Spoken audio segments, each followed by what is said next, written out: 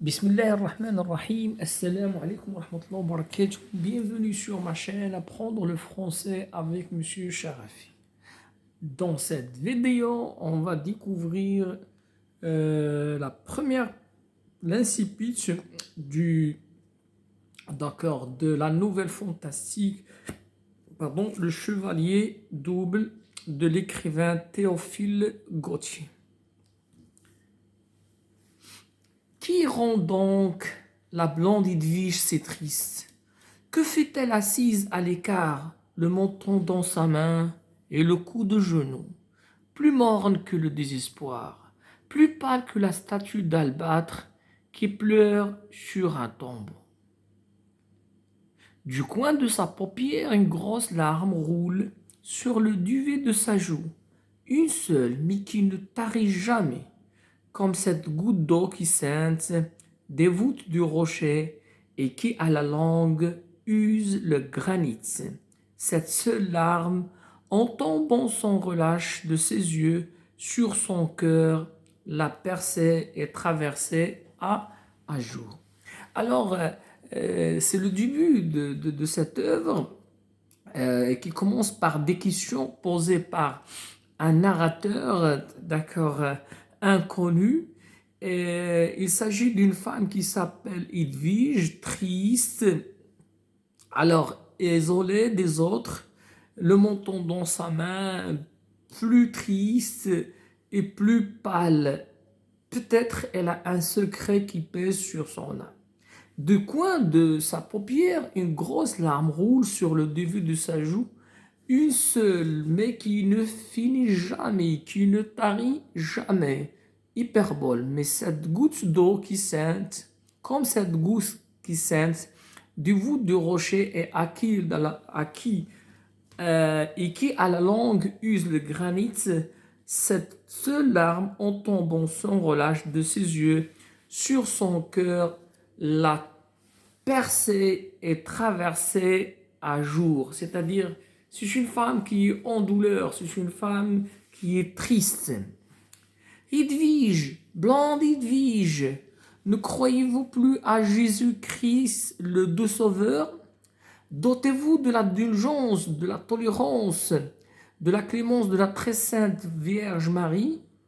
Alors, le narrateur lui pose des questions, c'est-à-dire, quel péché tu as commis? Quel péché tu as fait? Alors, tu vas être pardonné. Alors, pourquoi toute cette tristesse?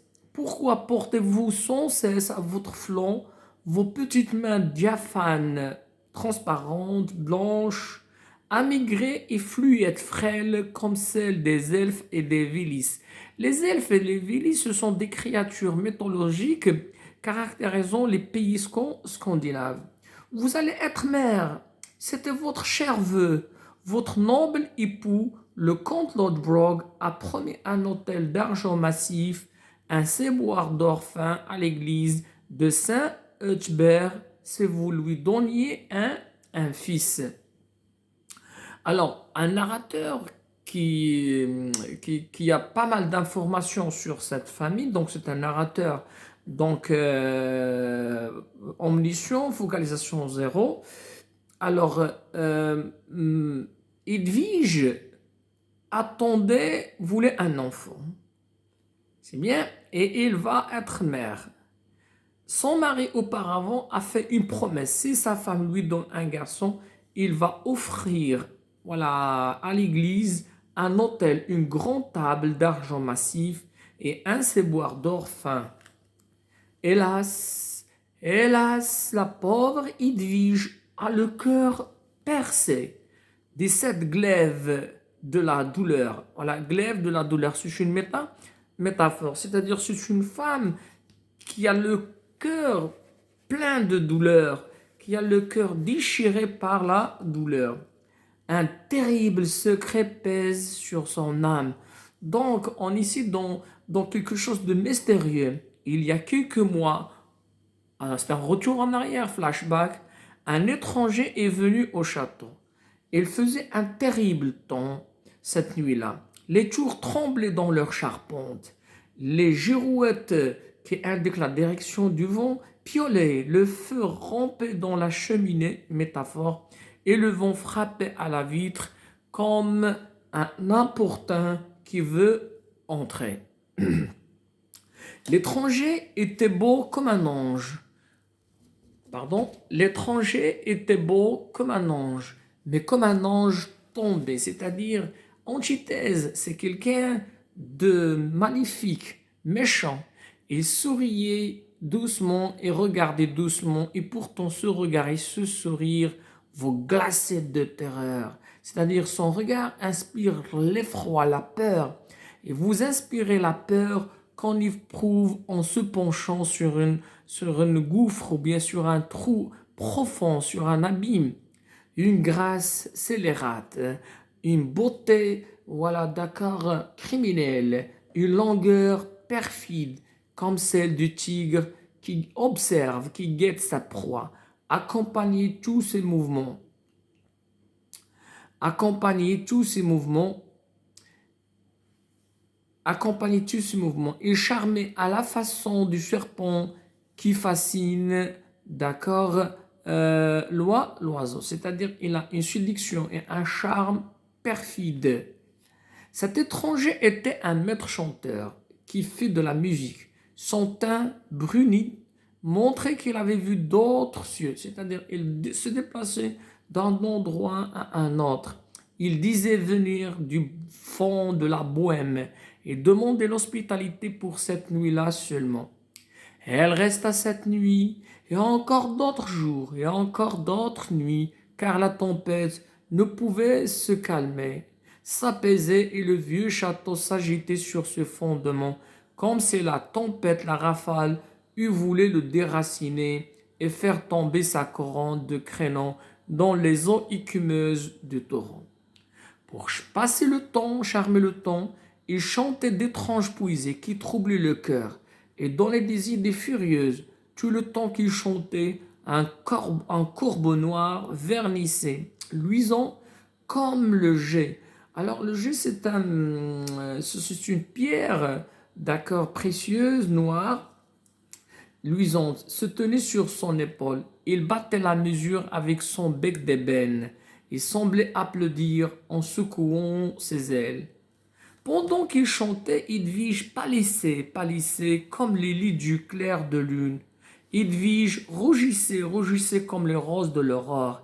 Et se laissait aller, c'est-à-dire il a perte de connaissance, et se laissait aller en arrière, dans son grand fauteuil, languissante, il vient de perdre sa force, à demi morte, enivrée comme s'il avait respiré le parfum fatal, mortel de ces fleurs qui font mourir.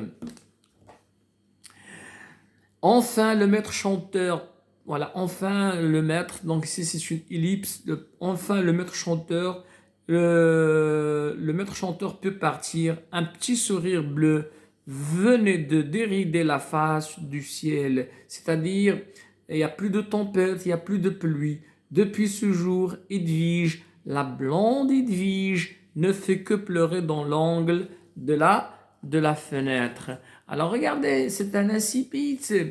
Alors appelé Media Res, c'est-à-dire l'histoire a déjà commencé. Donc les événements sont déjà l'histoire est déjà engagée. Donc ce passage remplit les fonctions informatives d'un incipit, à savoir donc présentation des personnages, donc Edwige qui attendait un enfant enceinte et qui attendait un enfant, mais aussi il a parlé donc des spatio-temporels, donc en parlant du château, et aussi on a auparavant il y avait, pardon, il y a quelques mois. Donc on va passer d'accord aux questions pour mieux comprendre d'accord cette histoire. Pardon, celui-là. Alors, monsieur, la première question. Alors, la première question.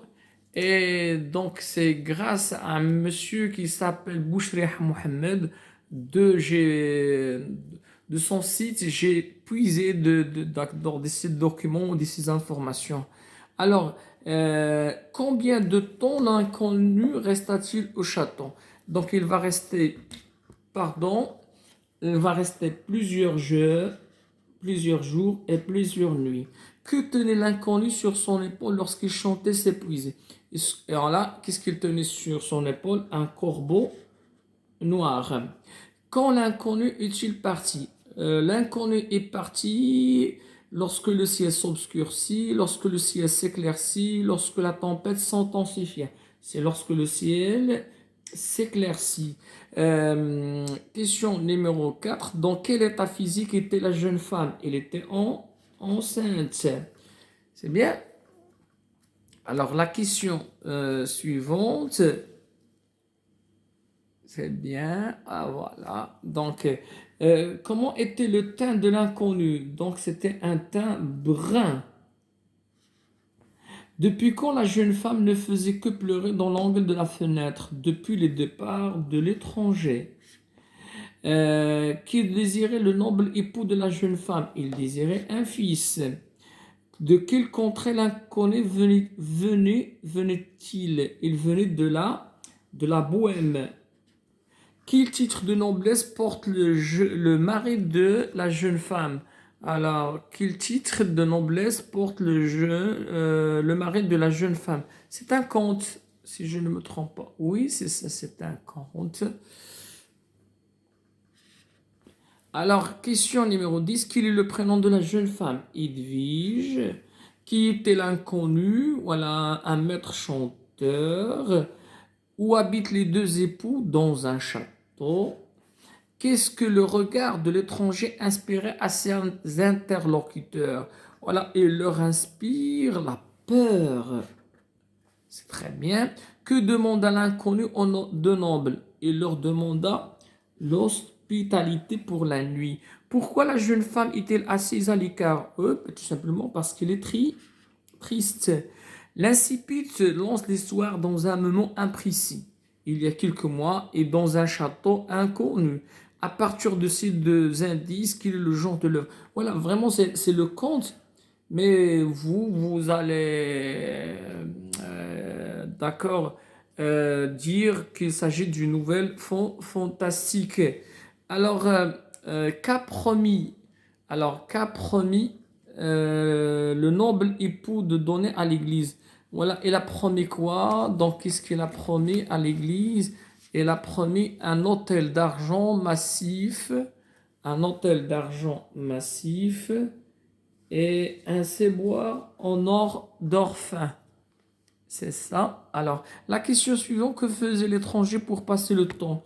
Là, il chantait d'étranges poésies. Quels sont les deux noms de créatures, de la mythologie slave et scandinave qui permettent de s'utiliser ce conte dans le pays nordique? Les elfes et les Vélis. Quel temps faisait-il à l'arrivée de l'inconnu? Un temps terrible. Qui est venu chez les nobles? Voilà, un étranger.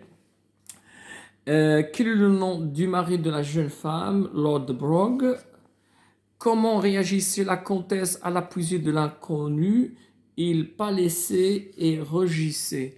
Et les deux dernières questions, donc, quel titre de noblesse la jeune femme porte-t-elle? Comtesse. De quelle couleur est la chevelure de la jeune femme? Blonde. Et c'est ainsi que s'achève cette vidéo ou bien cette séance. À la prochaine, Inch'Allah.